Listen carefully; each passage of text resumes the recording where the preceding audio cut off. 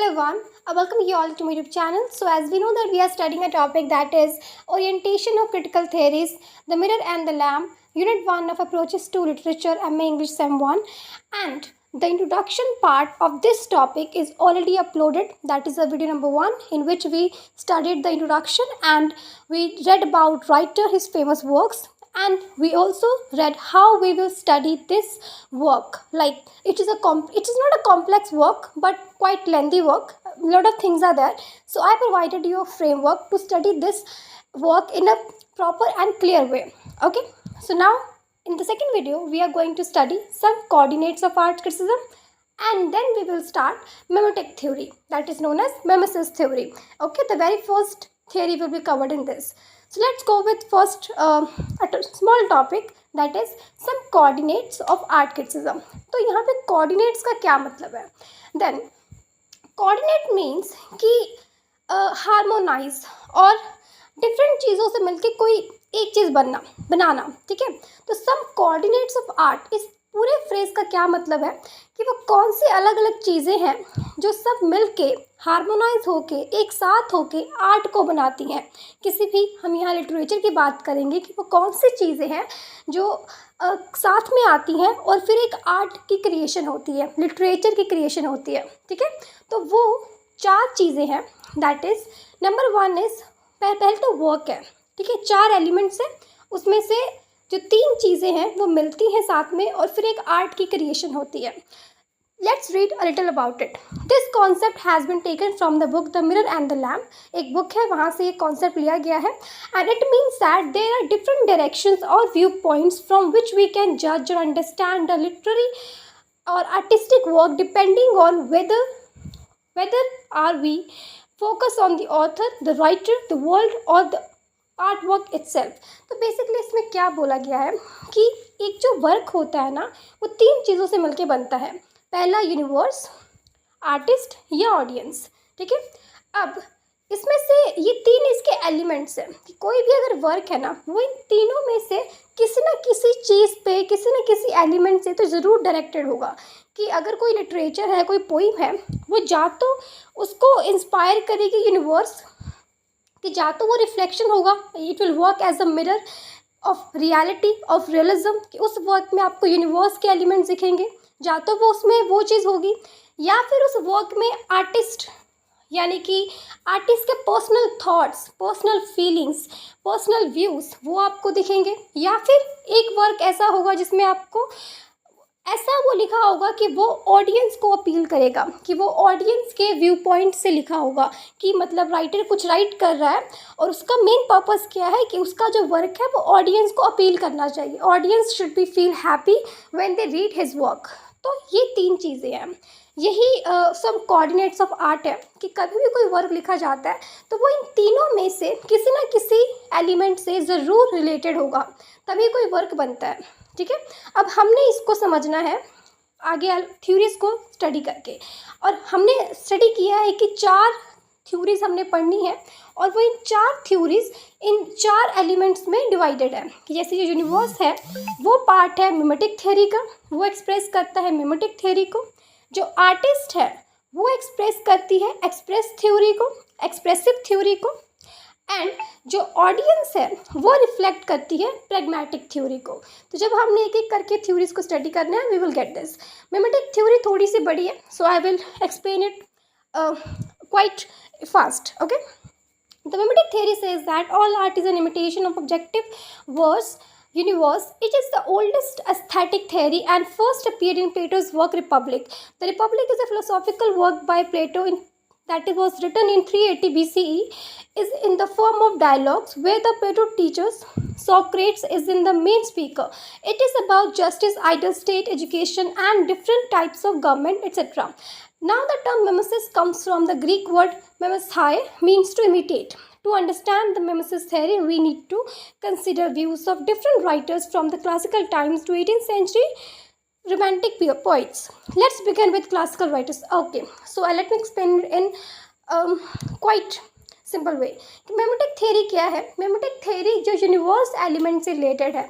Mimetic theory क्या कहती है कि जो आर्ट है ना, जो कोई भी वर्क है, मान लीजिए कोई पेंटिंग है, जो कोई लिटरेचर का कोई वर्क है, वो इंस्पायर हुआ है यूनिवर्स से, कि यूनिवर्स ने उसको इंस्पायर किया है। यूनिवर्स में कुछ ऐसी चीज़ें हैं, कुछ ऐसे एलिमेंट्स हैं जिसको किसी भी राइटर ने देखा, किसी पेंटर ने देखा और फिर उसने अपनी राइटिंग में, उसने अपनी पेंटिंग में उसको उतार दिया।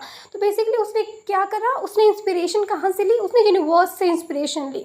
यूनिवर्स ने उसको इंस्पायर किया, उसको ऑब्जेक्ट, उसको वो क्या टॉपिक बोलते हैं ना, टॉपिक लिखने के लिए, टॉपिक पेंट करने के लिए एक एक एक ढांचा किसने दिया, तो वो यूनिवर्स ने दिया। ये चीज़ है। और इसका सबसे पहले जिक्र मिमेसिस थ्योरी का कहाँ पे आया था, तो एक वर्क है प्लेटो का। प्लेटो एक ग्रीक राइटर है। हमें 3 एंशिएंट राइटर्स को स्टडी करना है, एक है प्लेटो, एक है सोक्रेट्स और एक है एरिस्टोटल। जो सोक्रेट्स हैं वो टीचर थे प्लेटो के, और जो प्लेटो है वो टीचर थे एरिस्टोटल के। तो ये इनका रिलेशन है, ठीक है। अब इनका सब, प्लेटो का एक वर्क था द रिपब्लिक, जो पब्लिश हुआ था 380 BC में, बहुत पहले। और इसमें इन्होंने क्या बोला है, ये जो वर्क है ये डायलॉग्स के फॉर्म में है, मीन्स इसमें डायलॉग्स लिखे हुए हैं और उसमें एक कैरेक्टर है, या उसमें हम कह सकते हैं कि एक कैरेक्टर है सोक्रेट्स, ठीक है। तो उसमें डायलॉग्स हैं, तो उसमें अलग अलग डायलॉग्स हैं, अलग अलग कैरेक्टर्स के डायलॉग्स हैं, ठीक है। और उसमें उन्होंने मिमेसिस की बात की है। अब जो सोक्रेट्स हैं, इन्होंने खुद से अपना कोई वर्क नहीं लिखा है, लाइक हमें अभी नहीं मिलता है। इन्होंने क्या किया है, इन्होंने प्लेटो के वर्क रिपब्लिक पे ही अपने व्यूज़ दिए हैं, उसको एनालाइज किया है कि जो प्लेटो का वर्क है द रिपब्लिक, जिसमें उन्होंने डायलॉग्स के फॉर्म में अपने व्यूज़ रखे हैं, उसमें उन्होंने सोक्रेट्स के को एज ए कैरेक्टर यूज़ किया है, ठीक है। और आगे पूरी थ्योरी अपनी दी है। तो जो सोक्रेट्स हैं उन्होंने क्या किया है, प्लेटो के वर्क पे ही अपने व्यूज़ दिए हैं। ओके, यहाँ तक आपको क्लियर हो गया होगा। आगे ये जो वर्ड मिमेसिस है, ये ग्रीक वर्ड है जो आया है मिमेसाइज से, जिसका मतलब होता है इमिटेट करना, कॉपी करना, किसी चीज़ को कॉपी करना। आगे हम सोक्रेट्स को पढ़ेंगे, ये टीचर थे प्लेटो के, ठीक है।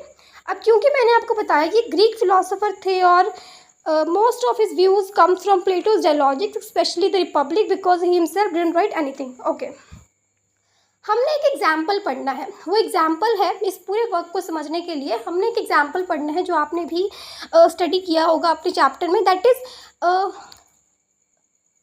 फॉर्म्स ऑफ रियलिटी, या फिर different forms of reality. Yes, तो उसमें हम तीन स्टेजेस देखेंगे रियलिटी के। एक आइडल फॉर्म होगी, एक फिजिकल फॉर्म होगी, और एक जो आर्ट में होगी, ठीक है। एक जो इमिटेशन होगी, कॉपी ऑफ कॉपी। हमने उन 3 स्टेट्स को स्टडी करने हैं कि रियलिटी जो है वो 3 स्टेजेस में एग्जिस्ट करती है।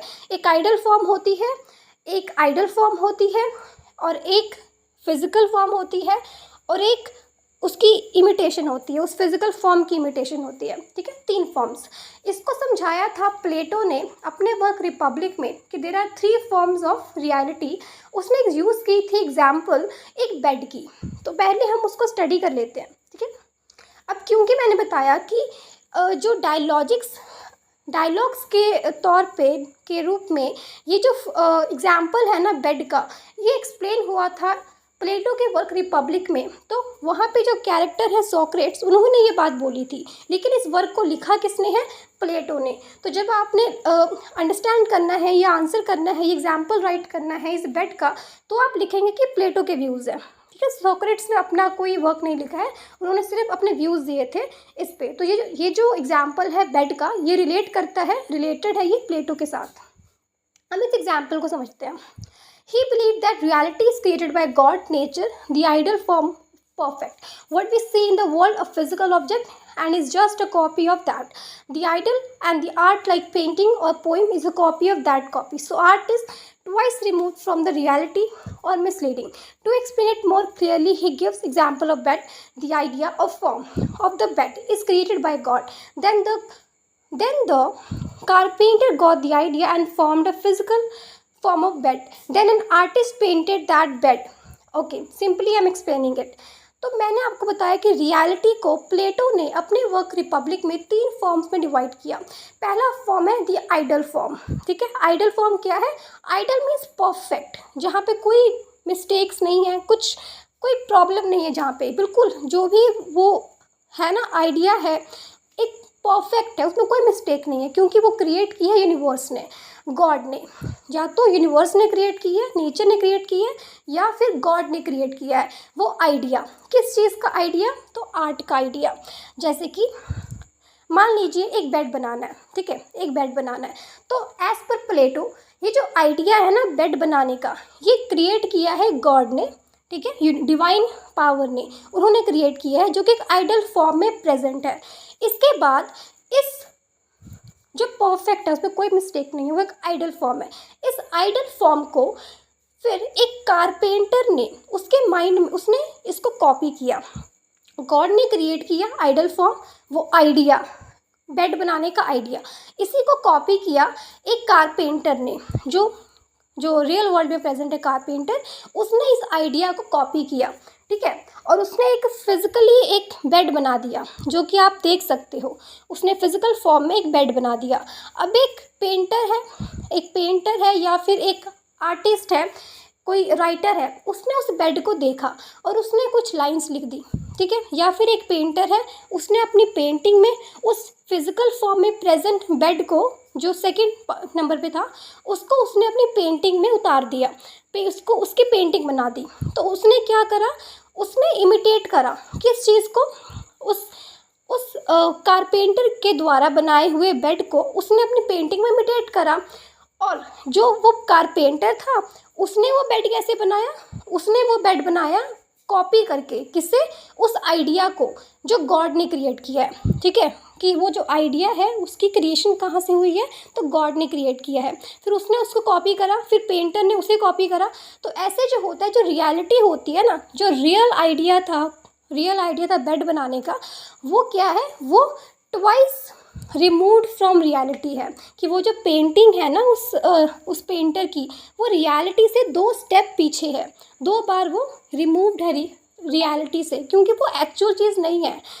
राइट, पेंटर ने तो वो पेंट किया जो उसने देखा, कि मतलब कोई कोई बेड है, उसने उसको वैसे पेंट किया जैसे वो कर सकता था। वो एक्चुअली में वो चीज़ नहीं है, जो आइडिया है वो तो मिस्टेकलेस है, उसमें कोई मिस्टेक्स ही नहीं है, पर उस पेंटर की पेंटिंग में मिस्टेक्स हो सकती हैं, ओके। और वो जो कारपेंटर है जिसने वो बेड बनाया है, उसने वो ऐसे उसने भी इमिटेट करा, उसने गॉड के आइडिया को इमिटेट करा, लेकिन वो वैसे तो इमिटेट नहीं कर सकता जैसे गॉड चाहते हैं, है ना। जब वो बेड बनाएगा तो वो उसमें कोई ना कोई मिस्टेक्स तो करेगा, तो फिर वो क्या हो गया, वो एकदम रियल चीज़ नहीं है। रियलिटी जो है वो बिल्कुल ही, उसमें कोई प्रॉब्लम नहीं है, कोई मिस्टेक्स नहीं है, पर जो कारपेंटर है जिसने उसको कॉपी करके बनाया है, उसमें मिस्टेक्स हो सकती हैं। जो पेंटर है उसने बनाया, उसमें मिस्टेक्स हो सकती हैं। तो ऐसे जो है, जो आइडिया है रियलिटी का, ये ट्वाइस रिमूव्ड फ्रॉम रियलिटी है, ओके। तो सॉक्रेट्स, ये प्लेटो के व्यूज़ थे, सॉक्रेट्स के व्यू भी यही थे, हमने ये सारे स्टडी कर लिया। अब यहाँ पे, अब क्योंकि ये कहते हैं कि जो पेंटिंग होती है, जो लिटरेचर होता है, वो रियलिटी को एज इट इज़ प्रेजेंट नहीं करता है, उसमें कुछ ना कुछ चेंजेस हो ही जाते हैं। जब कोई पेंटर, कोई राइटर यूनिवर्स में से किसी चीज़ को देख के अपने वर्क में उतारते हैं, तो वो बिल्कुल वैसे नहीं उतार पाते हैं जैसे वो एक्चुअल में प्रेजेंट होते हैं। तो वो कहीं ना कहीं क्या करते हैं, वो रियलिटी को चेंज कर देते हैं। तो इसीलिए उन्होंने बोला था कि poet should be band unless they teach virtue, जब तक वो कुछ सही चीज़ ना सिखाए उन्हें बैन कर देना चाहिए। आगे एरिस्टोटल, ये स्टूडेंट थे प्लेटो के, और इनका जो व्यू था वो बिल्कुल ही ऑपोजिट था प्लेटो से। इन्होंने बोला था कि यस, जो लिटरेचर है, जो आर्ट है, ये इट डज इमिटेट रियलिटी, कि ये रियलिटी को, ये जो अपने आइडियाज़ है, ये यूनिवर्स से लेता है, लेकिन इन्होंने बोला था कि it does not only imitate ideas but actions, कि ये एक्शन को इमिटेट करता है। इनका एक वर्क है पोइटिक्स। पोइटिक्स क्या है, पोइटिक्स एक वर्क है, एक मैन्युस्क्रिप्ट है, जिसमें इन्होंने बताया है कि एक पोइट्री को लिखने का, ट्रेजेडी को लिखने का सही तरीका क्या होता है, कि एक अच्छी पोइट्री कैसे होती है, एक अच्छी ट्रेजेडी कैसे होती है। तो उन्होंने इसमें इन चीज़ों का जिक्र किया, आपने पढ़ लेना है। उसमें इन्होंने एक स्पेशल टर्म कथारसिस का जिक्र किया है। कथारसिस क्या है, catharsis is the feeling of purgation और रिलीजिंग इमोशंस। जैसे कि हमने कथारसिस का पढ़ना है। कथारसिस होता है कि जब आप, कथारसिस मीन्स कि हम इमोशंस को रिलीज़ करते हैं, वो इमोशंस जो हमारे अंदर बहुत टाइम से दबे हुए होते हैं, फेयर के, एंगर के, ठीक है, फेयर है, एंगर है या गुस्सा है, जो भी है। जब हम कोई ऐसी ट्रेजेडी देखते हैं, इन्होंने बोला था कि ट्रेजेडी ऐसी होनी चाहिए, एक ट्रेजिक वर्क ऐसा होना चाहिए जिसको देख के ऑडियंस के मन में फीलिंग्स रिलीज़ हो। कि जैसे कि आपने एक वर्क देखा इडिपस कॉम्प्लेक्स, इडिपस रेक्स, उसमें क्या होता है, जो मेन कैरेक्टर होता है वो अनविलिंगली अपनी ही marriage his mother and kills his father. तो ऐसा वर्क देख के जो ऑडियंस होगा उन्हें पिटी फील होगा, उन्हें फेयर फील होगा और उनके इमोशंस जो होंगे वो रिलीज़ होंगे, ठीक है, उनके पर्सनल इमोशंस रिलीज़ होंगे, उन्हें एक प्योरिटी की फीलिंग आएगी, परगेशन की फीलिंग आएगी। तो उन्होंने बोला था ट्रेजेडी ऐसी होनी चाहिए जो ऐसी फीलिंग्स रिलीज़ करे। और इनका ये मानना था कि जो आर्ट है वो रियलिटी को इमिटेट करता है, पर इन अ गुड वे, इन्होंने पॉजिटिव साइड देखी थी इसकी। Okay, Aristotle says humans are the most imitative creations and creatures, ये सबसे ज़्यादा इमिटेट करने वाले क्रिएचर्स हैं और ये लर्न करते हैं इमिटेट करने से। Art is an imitation of life but with purpose, कि आर्ट जो होता है वो लाइफ को यानी कि यूनिवर्स को, रियलिटी को इमिटेट करता है पर एक पर्पस के साथ। मिमेसिस हेल्प्स इन कैथारसिस, कि जो मिमेसिस होती है वो कैथारसिस में हेल्प करती है। कि मतलब जब भी कोई ट्रेजेडी लिखनी है तो ट्रेजेडी कैसे लिखते हैं, वो रियल लाइफ से इंस्पायर होते हैं, रियल लाइफ में जो एक्शंस होते हैं उन्हीं को देख के एक ट्रेजेडी लिखी जाती है। और जो ट्रेजेडी होती है वो कैथारसिस में हेल्प करती है, कैथारसिस जो इमोशनल रिलीज होता है उसमें हेल्प करती है। मिमेसिस एक क्रिएटिव वर्क है और इसका सिर्फ कॉपी से रिलेशन नहीं है, कि मिमेसिस ये नहीं है कि सिर्फ कॉपी करना है, वो एक क्रिएटिव वर्क भी है। आगे इस वर्क में और भी राइटर्स का जिक्र है जो 18th सेंचुरी से है। तो एंशिएंट टाइम में ये माना जाता था, क्लासिकल राइटर्स ये मानते थे कि मिमेसिस क्या है, प्लेटो और सोक्रेट्स का मानना था कि ये सिर्फ यूनिवर्स को कॉपी करना है। और क्योंकि जो आइडियल स्टेट है, जो आइडियल आइडिया है वो गॉड ने क्रिएट किया है, तो जब कोई पेंटर या राइटर उसे कॉपी करता है, यूनिवर्स में से किसी चीज़ को कॉपी करता है, तो वो बिल्कुल एज इट इज़ कॉपी नहीं कर पाती हैं, इसीलिए ये चीज़ नहीं होनी चाहिए। जबकि जो एरिस्टोटल थे उन्होंने बोला था कि नहीं, जो इमिटेशन है वो अच्छी चीज़ है, ये ट्रेजेडी को राइट करने में, कैथारसिस को इम्पैक्ट करने में हेल्प करती है। देन उन्होंने इसके पॉजिटिव साइड देखी थी। अब बाकी राइटर्स जो 18th सेंचुरी के, उनके अपने व्यूज़ हैं, जैसे कि Charles Batteux believe that the imitation however is not of simple everyday life but of the le belle native. इसका मतलब होता है beautiful native. He discusses both the general rules for poetry and, इन्होंने भी अपने रूल्स बताए थे कि पोइट्री को लिखने के क्या रूल्स होते हैं, पेंटिंग कैसी होनी चाहिए, and the detailed rules for the special genres because the majority of known rules refer back to imitation। इन्होंने पोइट्री और पेंटिंग से रिलेटेड अपने खुद के कुछ रूल्स दिए थे जो कि नहीं रिलेट करते थे इमिटेशन से, क्योंकि पहले जितने भी राइटर्स थे सब ने इमिटेशन को बोला है कि जो आर्ट होता है वो इमिटेशन से बनता है। इन्होंने अपने रूल्स दिए थे जो इमिटेशन से नहीं रिलेट करते थे। Then Lessing expressed his views and he removed the confusion in theory and practice between poetry and graphics। Painting is a dumb poetry and poetry is a speaking painting, कि जो painting होती है वो एक डम poetry होती है, कि पेंटिंग बात नहीं कर सकती, पेंटिंग में लाइंस नहीं होती हैं, तो पेंटिंग क्या है, डम है। और जो पोइट्री है वो एक स्पीकिंग पेंटिंग है, कि जो पोइट्री होती है वो एक स्पीकिंग पेंटिंग है, इन अ सेंस कि पोइट्री बोलती है। पोइट्री कैसे बोलती है, पोइट्री में कैरेक्टर्स होते हैं तो वो बात कर सकती है पोइट्री। और पेंटिंग कैसे है, तो जब हम पोइट्री पढ़ते हैं तो हमारे मन में एक इमेज क्रिएट होती है, तो पोइट्री क्या है, एक स्पीकिंग पेंटिंग है।